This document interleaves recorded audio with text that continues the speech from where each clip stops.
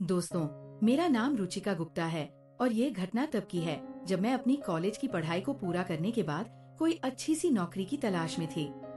फिर उस दिन एक नौकरी ने मैंने बहुत सारे ऑफिस के चक्कर काटे, लेकिन मुझे कहीं भी ऐसा कोई जुगाड़ नहीं मिला जिसका फायदा उठाकर मुझे नौकरी मिल जाती।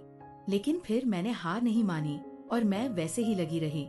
फिर मैं अपने इस समय को बिताने के लिए एक स्कूल बस ऐसे ही अध्यापक की नौकरी करने लगी। लेकिन मैं उस स्कूल की नौकरी में संतुष्ट नहीं थी, क्योंकि वह मेरे काम के लिए नहीं था और मुझे उसके आगे भी कुछ करके एक अच्छी नौकरी करनी थी। वो मेरा एक सपना था, इसलिए मैं और मेरे घर वाले भी मेरे लिए कोई अच्छी नौकरी की तलाश में थे। दोस्तों, पूरी कहानी सुननी है, लेकिन उससे पहले वीडियो को लाइक कर दो और नीचे लाल कलर का सब्सक्राइब बटन दबाकर चैनल सब्सक्राइब कर लो। जो जो सब्सक्राइब करेगा उससे मैं रात को कॉल करूंगी, इसलिए जल्दी से सब्सक्राइब कर लो।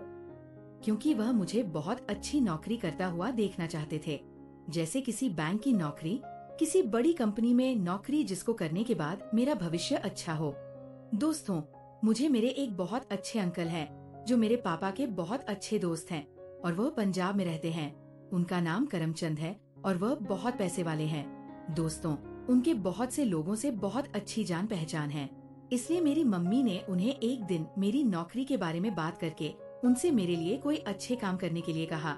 फिर अंकल ने माँ को कहा कि हाँ ठीक है, मैं तनु को कोई भी अच्छी जगह पर नौकरी जरूर लगा दूंगा, क्योंकि एक प्राइवेट बैंक में मेरा एक बहुत अच्छा दोस्त है। इसलिए मैं अपने दोस्त से रुचिका की नौकरी के बारे में बात करता हूँ और मुझे उम्मीद है कि बहुत जल्द हो जाएगा।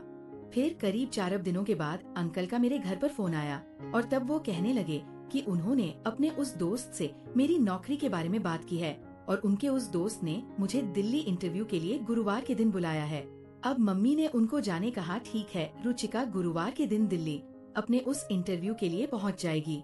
लेकिन फिर मम्मी ने कुछ सोचकर उनको कहा कि एक जवान लड़की का अकेले इतनी दूर प्रदेश में जाना ठीक नहीं होगा, इसलिए अगर आपको समय हो तो आप ही इसके साथ चले जाएं।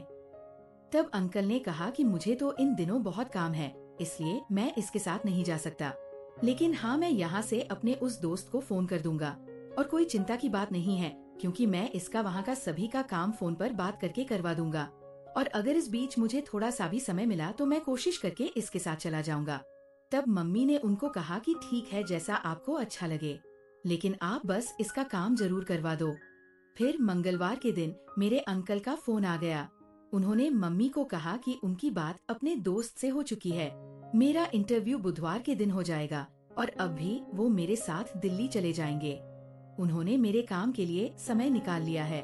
दोस्तों, उनके मुंह से ये बात सुनकर मम्मी ने खुशी होकर कहा कि हाँ ठीक है, ये तो बहुत अच्छा है कि आप भी तनु के साथ चले जाएंगे, जिसकी वजह से हमें बिल्कुल भी चिंता नहीं होगी और फिर आपके साथ में जाने से बहुत फर्क पड़ेगा। अब अंकल ने कहा कि वो आज शाम तक हमारे घर आ जाएंगे और दिल्ली के लिए वो मेरे साथ कल सुबह जल्दी ही निकल जाएंगे। फिर वो रात को करीब 8 बजे हमारे घर पहुंच गए।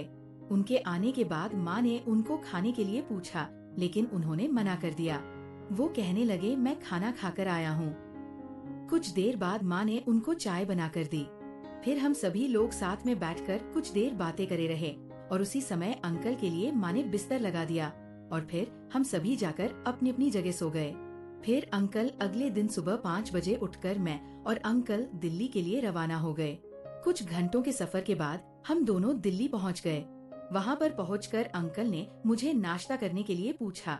फिर मैंने उनको मुस्कुराते हुए कहा कि हाँ, मुझे इस समय भूख तो लगी है, इसलिए कुछ खाना तो पड़ेगा।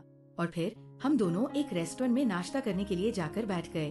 तभी मैंने देखा कि वो एक बियर बार था। मैंने अंकल से कहा, ये तो वार है आप। अंकल ने मुझसे कहा कि माफ करना, ये गलती से हो गया, मैंने उस तरफ इतना ध्यान नहीं दिया था। चलो हम किसी और रेस्टोरेंट में चलकर बैठते हैं। फिर हम दोनों पास के ही एक होटल में चले गए और फिर हम दोनों ने वहाँ पर बैठकर नाश्ता किया। वहीं से उन्होंने मेरे सामने अपने दोस्त को फोन किया, उसको बताया कि हम लोग दिल्ली पहुँच गए हैं। अब उनके दोस्त ने फोन पर अंकल से कहा कि आज अचानक मुंबई से उनके बॉस लोग आने वाले हैं, उनके आने के बाद मेरा इंटरव्यू का काम हो जाएगा। और ये बात मुझे बताकर अंकल ने मुझसे कहा कि जब तक उनके उस दोस्त के बॉस लोग आए तब तक हम दिल्ली ही घूम फिर लेते हैं। फिर इस तरह से हम दोनों करीब 3 बजे तक दिल्ली में घूमते ही रहे। फिर मेरे कहने पर उन्होंने दोबारा अपने उस दोस्त को फोन किया। अब अंकल के दोस्त ने मेरे अंकल से कहा कि उनके बॉस की फ्लाइट देरी से है, इसलिए वो शाम तक आएंगे। और अंकल ने वो सुनकर कहा कि ठीक है, हम लोग शाम को 7 बजे तक ऑफिस पहुंच जाएंगे। उनके दोस्त ने कहा हाँ ठीक है, आप आ जाइए। फिर जब शाम को एकदम ठीक समय 7 बजे अंकल मैं उनके दोस्त के ऑफिस पहुंचे, तब हमें पता चला कि वह उस समय वहाँ पर नहीं था। और मेरे अंकल ने फोन करके उनसे पूछा, तब उनके दोस्त ने कहा कि उनके बॉस आज रात को यहीं पर रुकेंगे, इसलिए हम लोग भी अब एक कमरा लेकर कहीं किसी होटल में रुक जाएं। फिर मेरे अंकल ने एक होटल में पहुंचकर हमारे लिए एक कमरा किराए से ले लिया और फिर हम दोनों उस कमरे में चले गए। तभी वह मुझसे बोले कि अगर मुझे फ्रेश होना है तो हो जाऊं। अब मैंने उसको कहा कि हाँ ठीक है, मैं भी फ्रेश होकर आती हूँ। और फिर मैं तुरंत फ्रेश होकर बाथरूम में चली गई। और जब मैं बाथरूम से बाहर आई तब मैंने देखा कि उस समय अंकल ठंडा पी रहे थे। उन्होंने मुझे देखकर मुझसे भी ठंडा पीने के बारे में पूछा। तब मैंने उनको कहा कि हाँ मुझे भी पीना है। फिर उन्होंने मेरे लिए भी एक गिलास में ठंडा भरकर मुझे दे दिया। फिर उसको पीने के बाद कुछ देर बाद मुझे हल्का हल्का सा नशा होने लगा। ये बात मैंने अंकल को बताई। तब अंकल ने मुझसे कहा कि तुम कुछ देर लेट जाओ, तुम्हें आराम आ जाएगा। और वह मुझे पकड़कर बेड के पास ले गए। फिर उसके बाद उन्होंने मुझे बेड पर लेटा दिया। अब वो बड़े ही प्यार से मेरे सर पर अपना हाथ घुमाने लगे। फिर मैंने कुछ देर बाद महसूस किया, अब धीरे धीरे उनका हाथ मेरे गालों पर आ चुका था और अचानक उन्होंने मुझे एक बार छू लिया। अब मैं उनकी इस हरकत की वजह से एकदम हैरान रह गई।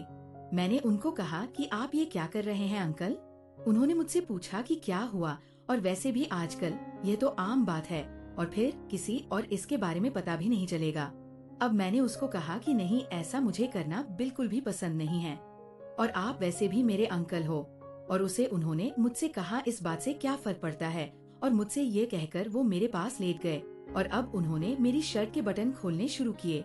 दोस्तों, उस समय मैंने उन्हें रोकने की बहुत कोशिश की, लेकिन वो नहीं मानी। मुझ पर उस समय बहुत नशा कमजोरी आ गई थी। उस समय उस बात का फायदा उठाकर उन्होंने अब वो मुझसे कहने लगे कि ये इंटरव्यू तो एक बहाना था। मैं तुम्हें दिल्ली इसलिए लाया था क्योंकि बहुत दिनों से मेरी नजर तुम पर थी। तुम मुझे बहुत अच्छी लगती हो और मैं एक बार तुम्हारे साथ कुछ करना चाहता था, लेकिन मुझे ऐसा कोई मौका हाथ नहीं लगा। इससे मैं पूरा फायदा उठाकर तुम्हारे साथ ऐसा कुछ कर सकता और मैं उसके लिए विचार करने लगा। फिर जब उस दिन तुम्हारी मम्मी ने मुझे फोन करके तुम्हारी नौकरी के लिए कहा, तब मुझे लगा कि ये मेरे लिए बहुत अच्छा मौका है जिसका मैं आज बड़े अच्छे से फायदा उठा रहा हूँ।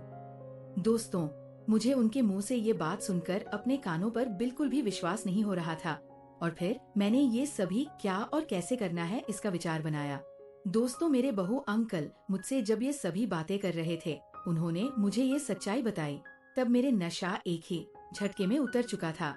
मैं अब अपने पूरे होश में आ चुकी थी, लेकिन मेरे बिल्कुल भी समझ में नहीं आ रहा था कि अब उस समय क्या करूं।